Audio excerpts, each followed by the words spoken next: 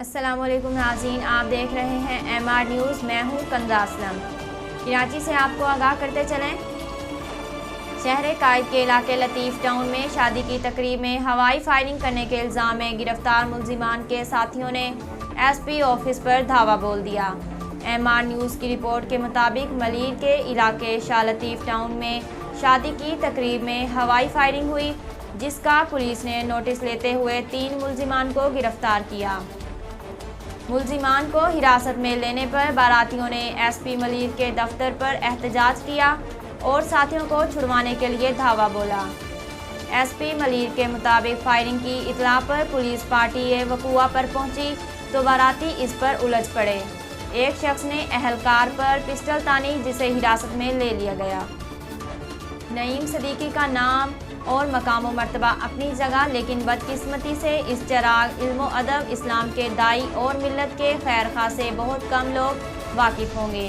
اس نادر روزگار شخصیت نے 2020 میں آج ہی کے دن دار فانی کو ہمیشہ کے لیے چھوڑ دیا۔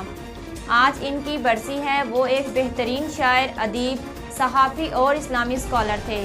ان کا اصل نام فضل الرحمان نعیم صدیقی تھا، جو 1914 کو ضلع جہلم خانپور میں پیدا ہوئے۔ ابتدائی تعلیم کے بعد قریبی مدرسے میں داخلہ لے لیا اور وہاں سے فارسی میں سند فضلیت حاصل کی۔ اسلام آباد سے آپ کو آگاہ کرتے چلیں۔ سینٹ میں الیکٹرانک ووٹنگ مشینوں کو متعارف کرنے پر حکومت اور اپوزیشن کے درمیان لفظوں کی جنگ جاری رہی، جہاں حکومتی اراکین نے شفاف انتخابات کے انعقاد کے لیے ای وی ایم کو ناگزیر، جبکہ اپوزیشن نے انہیں دھاندلی کی مشینیں قرار دیا۔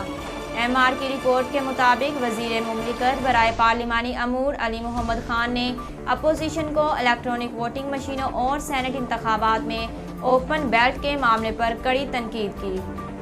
انتونیو گوتریس نے اقوام متحدہ کے امن مشن میں پاکستان کے کردار کو سراہا۔ وزیر خارجہ شاہ محمود قریشی نے اقوام متحدہ کے سیکرٹری جنرل سے ملاقات میں خطے میں ہونے والی پیش رفت اور مشترکہ تشویش کے دیگر امور، بالخصوص افغانستان پر تبادلہ خیال کیا۔ وزیر خارجہ شاہ محمود قریشی کی اقوام متحدہ کی جنرل اسمبلی کے صدر عبداللہ شاہد سے بھی ملاقات ہوئی۔ امریکہ کے دورے پر موجود بھارتی وزیر اعظم نریندر مودی کو امریکی صدر جو بائیڈن نے گاندھی کے فلسفے پر لیکچر دے دیا۔ بھارت کے وزیر اعظم نریندر مودی کی امریکہ کے صدر جو بائیڈن سے ملاقات وائٹ ہاؤس کے آفس میں ہوئی۔ مقبوضہ کشمیر اور آسام میں مسلمانوں کو کچلنے والے نریندر مودی کو امریکی صدر نے عمدہ انداز سے طنز کا نشانہ بنایا۔ اب تک کے لیے اتنا ہی۔ مزید خبروں اور تفصیلات کے لیے دیکھتے رہیے ایم آر نیوز۔